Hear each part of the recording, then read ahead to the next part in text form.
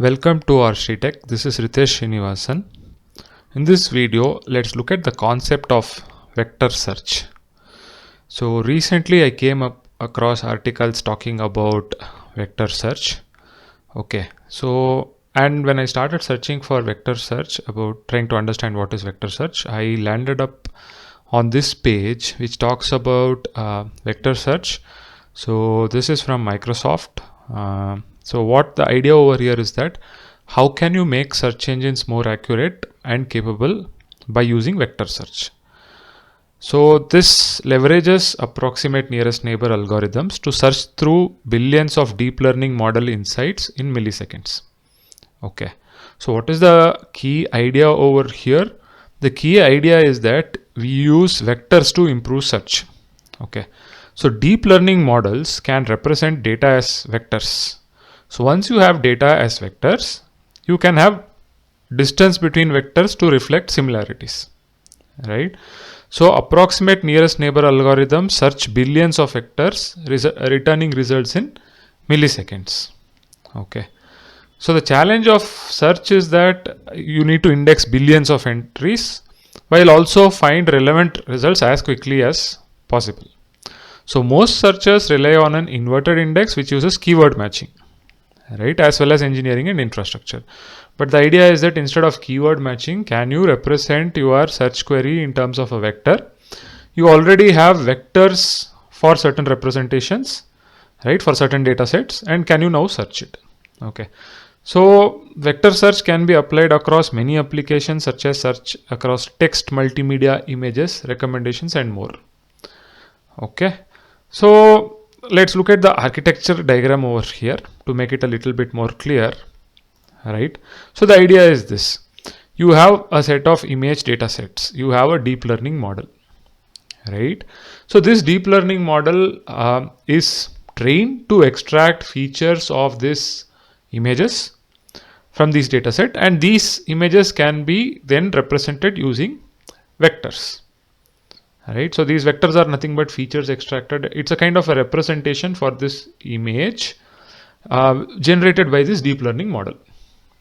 Okay, so now you have your query image, you have the same model, right? When you pass the query image to the same model, you get a vector representation of this image, query image, right? Now you have these vectors indexed and you have your input vector. So now the idea over here is that you need to find the most similar set of vectors to this input vector. So which is your related vectors, which is your output. Okay, the challenge over here is that this set of vectors could be in millions or billions, and you have a query image over here. So now you need to find efficiently so that your search results are quicker, right? You don't want to put a search and then wait for a couple of seconds for you to get the result. So you need results in milliseconds, otherwise the user experience is poor, right? So this is where the Microsoft team has come up with something called as space partition tree and graph algorithm to generate an approximate nearest neighbor vector index using k-means, balanced trees, and nearest neighborhood graphs.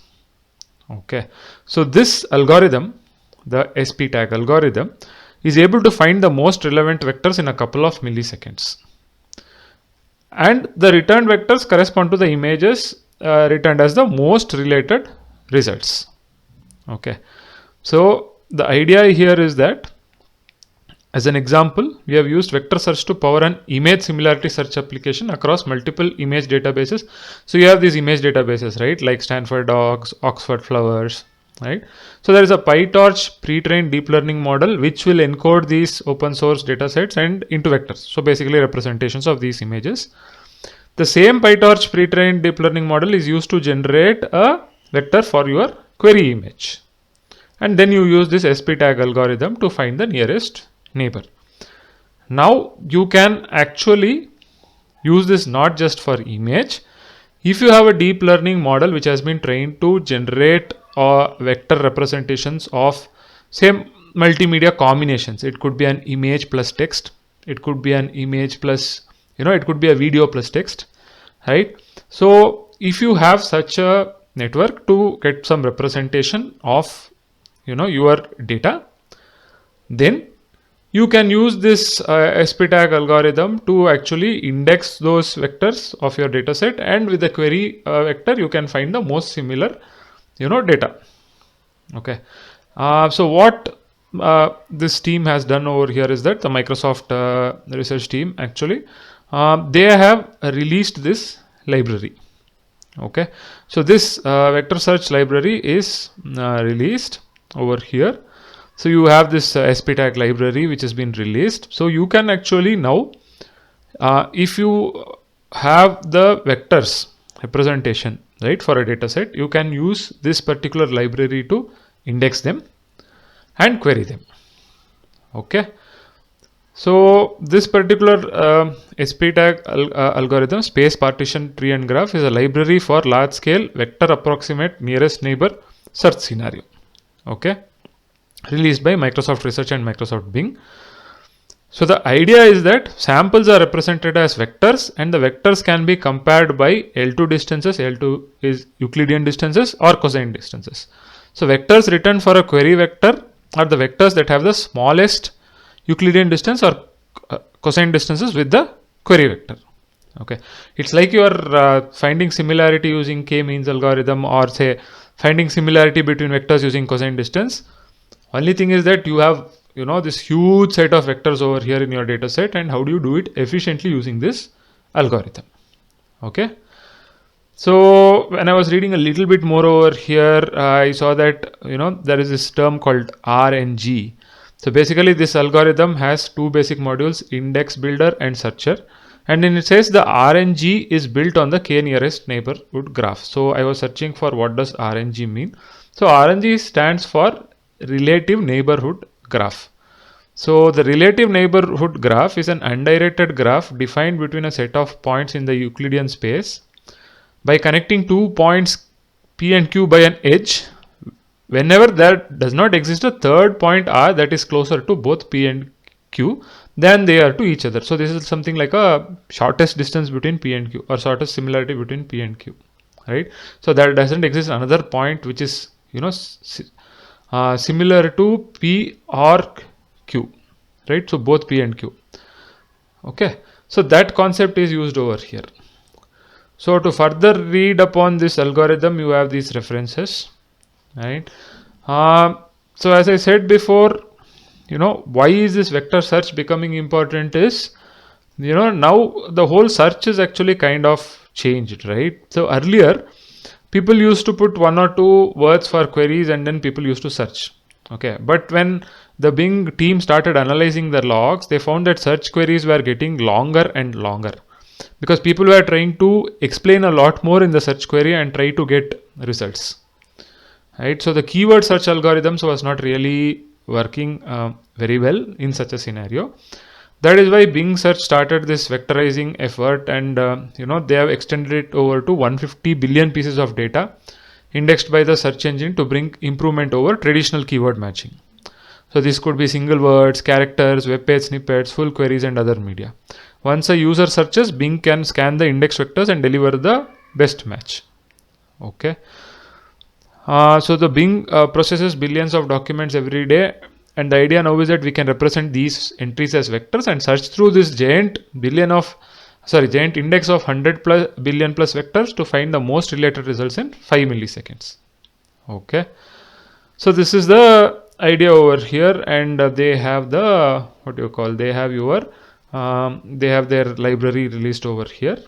Okay, they also have a demo, but unfortunately this demo doesn't work. I try to do it. For example, it says that, okay, let me select an image, and it says confirm selection. It is supposed to find the most similar image over here. Unfortunately this demo doesn't work. And another thing is that this is slightly older also. Okay, so when I looked at this particular article, this article is from 2019. Okay, it's quite 2 years older, so there have been some there should have been some improvements to this vector search, right? And if Microsoft has vector search, Google is not far behind. Google also has vector search, so maybe I'll cover in another video on how Google does vector search and what kind of algorithms they use. So I hope you have understood the concept of vector search over here. Okay. So the vector search idea is that if you can represent data as vectors, right, in the vector space, you can use a query vector to find most similar data points related to a query data. Okay. Now the question is that, yeah, this is known, right? Representing data using vectors is known. You can use some kind of a deep learning model to get some vector representation. Okay. Now how well this deep learning model gets a vector representation is one point. The second point is that if you have huge data, finding the most similar vectors, how to do it computationally efficient is the next point, right? So that is where you have your approximate nearest neighbor algorithms. Okay. So I hope you find this video useful. If you like the video, please like, share, subscribe to the channel. I'll be putting the links to the vector search page, as well as the GitHub repository in the description of the video. See you in a new video. Happy learning.